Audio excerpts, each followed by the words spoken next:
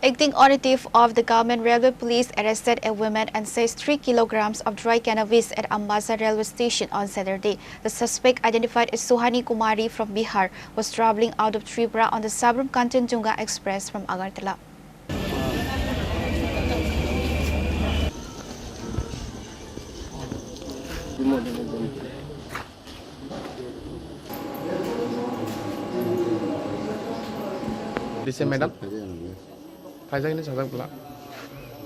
During a joint operation led by the Agartala and Ambassa railway police, security personnel intercepted the woman acting suspiciously on the train. Officers questioned her on the spot. Due to highly inconsistent and contradictory statements, police proceeded to search her luggage. The search uncovered 3 kg of dry ganja hidden inside her bags. The estimated market value of the seized contraband is approximately Rs 30,000. আজকে আমরা Ambassa GRP থানা officer staff Agartala GRP sub inspector Mangaldev Barma jointly ট্রেনে Sabroom Kanchenjunga express ট্রেনে check করতে করতে আমবাসা স্টেশনে আসার পর এখানেও স্টেশনেও চেকিং করা হয়েছে।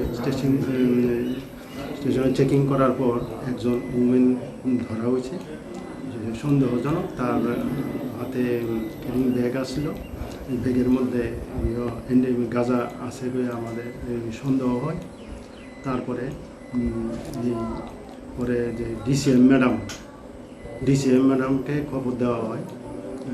ডিসিএম ম্যাডামের উপস্থিতিতে স্টেশনে ব্যাগ ট্যাগ ভালো করে চেকিং করা হয়েছে। চেকিং করার পরে মহিলার কাছে 3 কেজি সামথিং গাঁজা পাওয়া গেছে।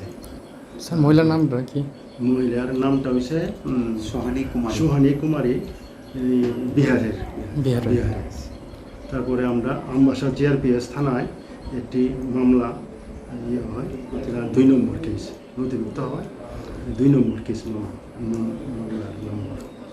The Ambassa GRP has registered a formal case number 02/2026 against the accused under relevant sections, and a thorough investigation is underway to track the source and destination of the smuggling route.